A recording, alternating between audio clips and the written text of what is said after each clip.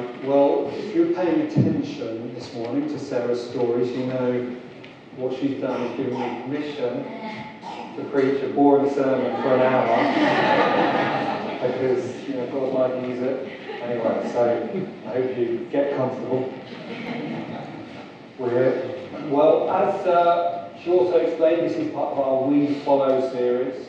We're continuing going through Luke's Gospel. And we are starting chapter 20. So you heard the passage read, the account of what's happening. Jesus is teaching in the temple court. So he's in Jerusalem. It's kind of coming to the end of his ministry, the final weeks of his life, or final week or years of his life. And he's teaching in the temple court, and he's approached by the chief priests and the teachers of the law, who ask him, who gave you this authority? Who gave you the right, the authority to do what you're doing, Jesus? He's teaching in the temple courts. What right do you have to be on our turf, essentially, teaching our people your things? Who gave you this authority? Who gave you this right? Now, it could come across maybe as a bit of an innocent question, like, imagine you go into work and someone you weren't expecting to be there is working. You say, oh, well, what are you doing? I thought you were off today or whatever. Could come across like that, but it's very much not an innocent question. It's very much not a curiosity question. Jesus, what are you doing here? I wasn't expecting to see you here. Who gave you permission to come? It's not really an innocent question. This is in the middle of an extended section where Jesus is very much in conflict with the religious authorities. In fact, last week, the passage last week, the sermon last week, there was that section at the end of the passage where it says the religious authorities were so angry, so frustrated with Jesus and what he was doing that they want to kill him. And then after this passage, next week's passage, follows on from this. Jesus tells a parable which is very much aimed at the religious leaders and the religious authorities, a sort of a challenging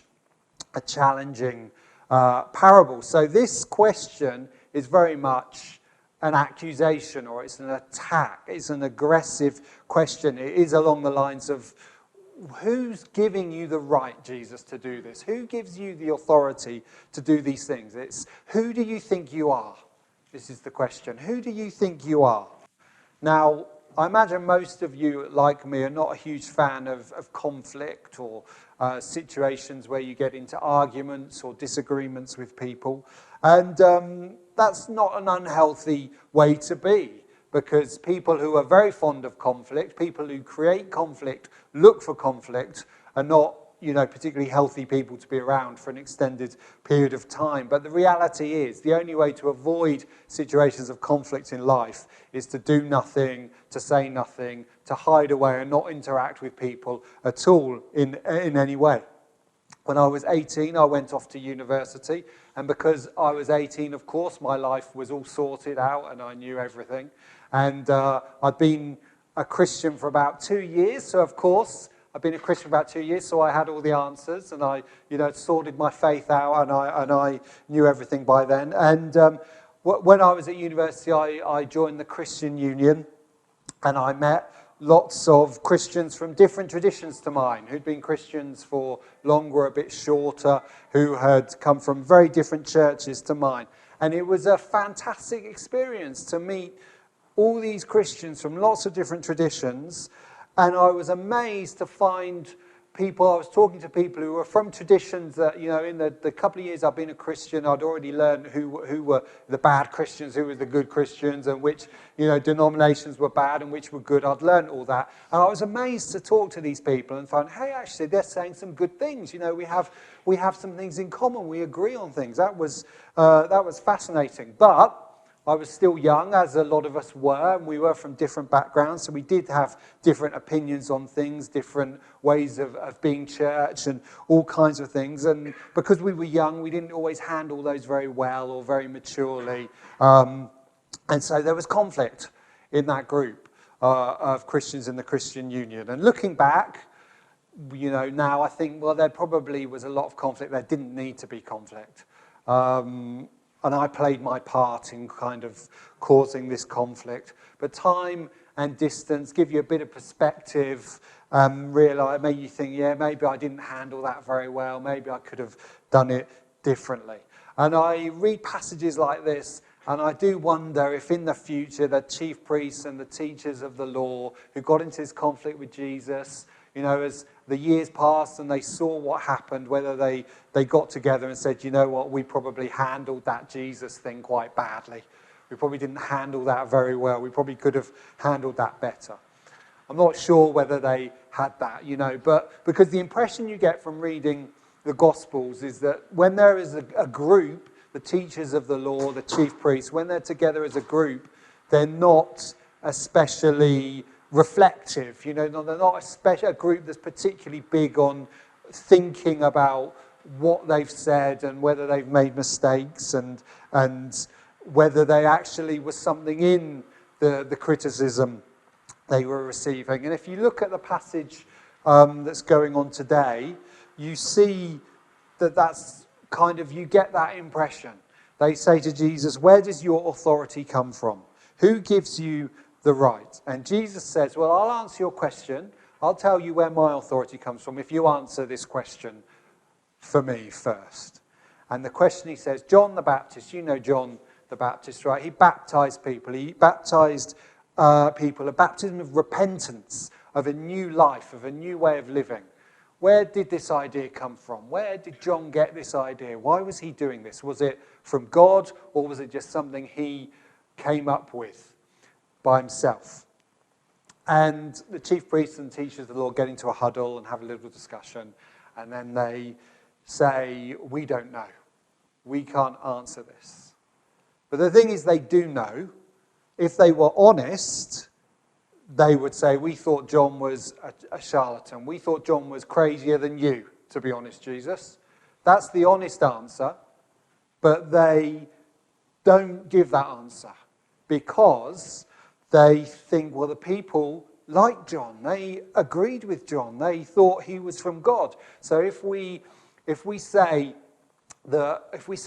honestly what we think, the people will turn on us. The people will stone us. The passage says they're afraid that the people will physically attack them. So they're happy to attack Jesus. They're happy to have conflict with Jesus. They don't want conflict with people. They don't want conflict with the people they teach and they're responsible for. So they refuse to answer. So Jesus says, well, then I'm not going to answer your question. It's something faintly ridiculous, I think, about this situation, about what's happening here.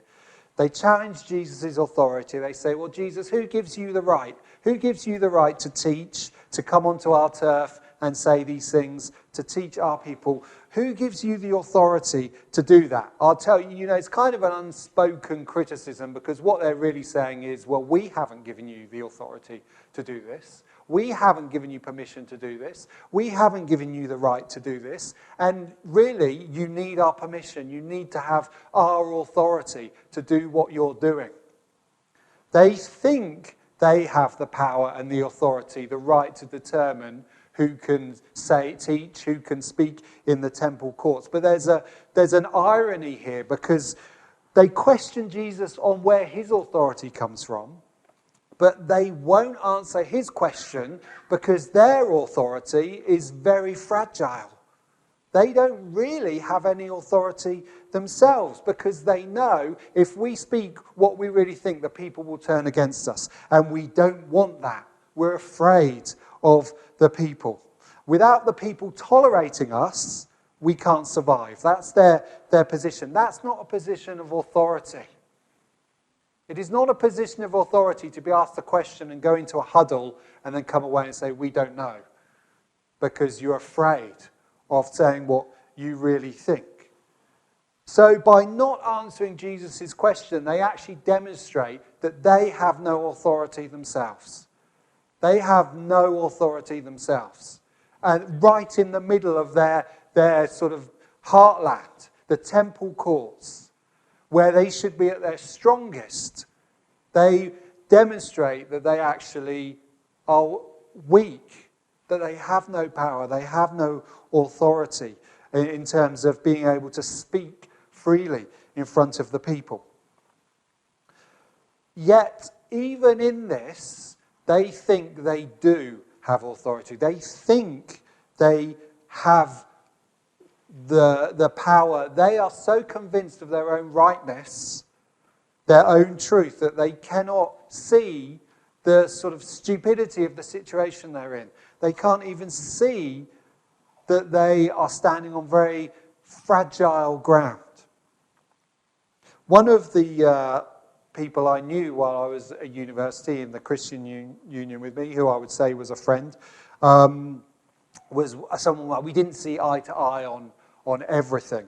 And we sometimes clashed when we had those conflicts in the Christian Union. Sometimes he and I clashed over things, but he's a lovely guy and a really, really great guy. And once he recommended me a book. He said, "Oh, James, you should read this book." It was called Victory Over the Darkness by Neil Anderson. And I said, okay. And I didn't read it because I thought the name was bad. I thought it was a weird name. And this guy, I knew he came from a different place than me on some things. I was a bit suspicious of some of his theology, so I didn't read the book. And then nearly 10 years later, I did read the book. In sort of mid to late 20s, I did read it because someone in my church bought me a copy. So I thought, okay, I will read it. And it was fantastic. I would say at that moment in my life, it changed my life. It was an excellent book. And I do think, what if I'd read it when I was 19? What if I had read it that first time around? Would it have had that effect? Now, I don't know, because obviously, when you're 19, as I said, you kind of think, no, I've got it all sorted. I know what's what. I don't necessarily need to have my world changed right now, because it's fine as it is. And then when you sort of certainly, when I was in my mid to late 20s, I very much needed my life changed in several ways. And I think it's very difficult to have your life change or transformed by God if you think nothing needs changing. If you already are convinced of your own rightness, of your own infallibility, it's difficult for God to break through, I think, because you set up all these barriers and all these walls against him. One of the most painful things that can happen to you, and also one of the best things that can ever happen to you, is when you have that moment where you realize you've been wrong about something for quite a long time. That can be a really painful, significant moment in your life. It's not a nice feeling to swallow your pride and to think, I was wrong about this thing. I've been wrong for a long time about this thing, and I need to change my life.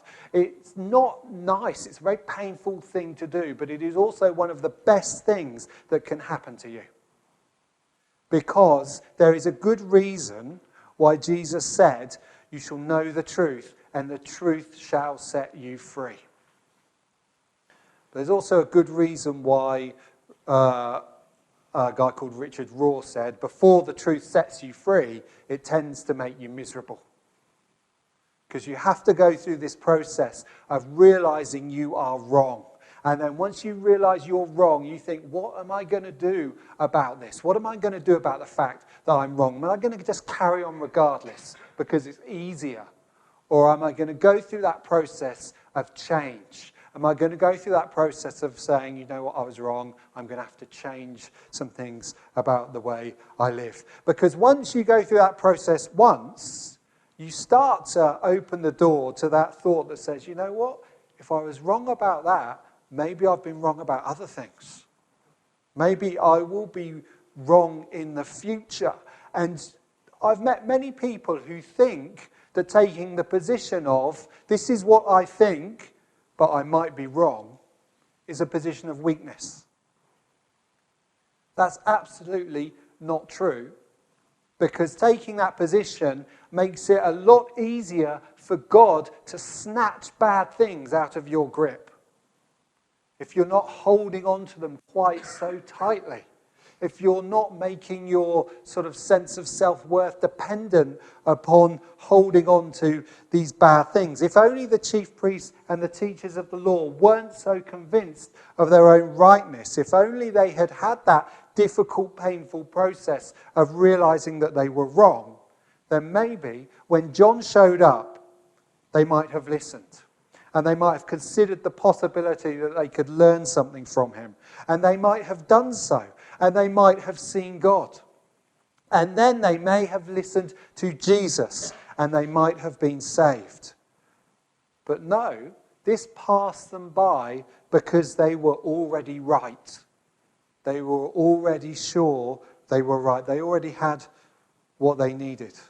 I think about ignoring the advice to read a book, and I think, was there anything else I missed? What else have I missed that God wanted to say to me that I missed because I was already sure I knew that I was right? I think about times that I ignored people. I didn't listen to them because they weren't coming from the perspective that I already held. And I think about all the times there were people I shut my ears to because I already knew they were wrong without listening to them. And I realized that when that happens, you miss the opportunity for God to do things in your life because you think you are shutting your ears to people, but you are shutting your ears to God. And you are coming to God and you are essentially saying to him, God, this is how it's going to work. Here is a list of people I will listen to. You can speak to me through them. And here's a list of people I won't listen to.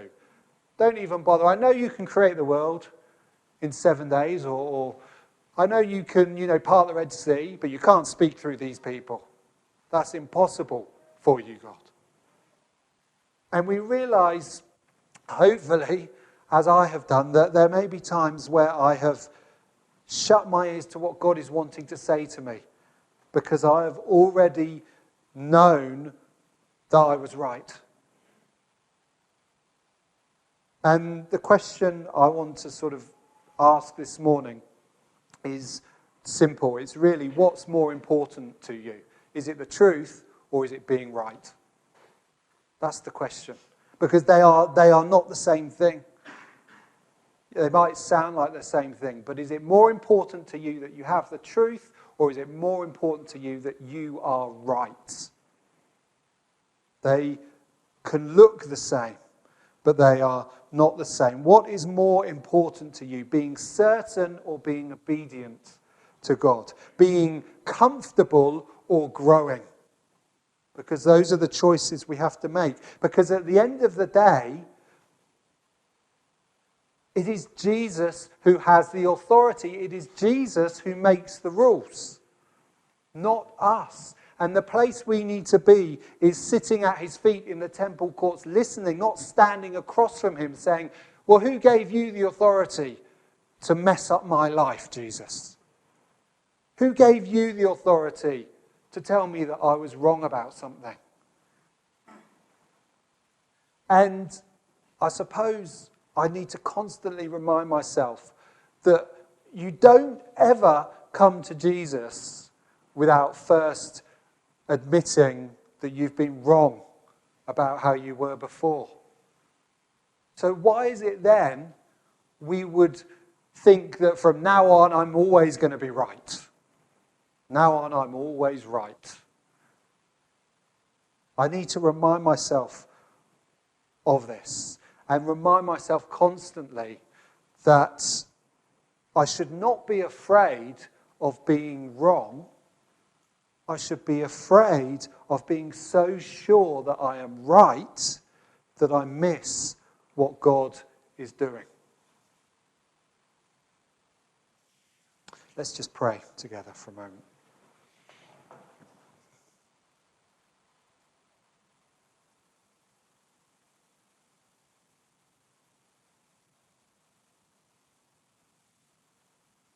Father, I think back over my life. I think about the times where I thought I was right and you graciously and patiently have shown me that I was wrong. And Lord, I thank you for that because it's worse for you to leave us where we are. It's worse for us to not grow. It's worse for us to not change and become more like you, to become more aware of who you are and what you have done, Lord. That is worse than the alternative. And so I thank you, Lord, for those times where you break into our lives and you remind us that we're wrong about something, no matter how painful and difficult that is. Father, I pray that you will give us an attentiveness to what you are trying to do, not what we think you are trying to do, but what you are trying to do. Make us aware of what you are saying. Lord, don't let us dismiss you because you've chosen to speak through someone or something that we don't think very highly of. Lord, help us to be men and women who want to know you better more than we want to be right, who want to serve you and to grow and to get closer to you more than we want our world to remain the same. Give us a hunger for the truth rather than a hunger for our own certainty, Lord. Amen.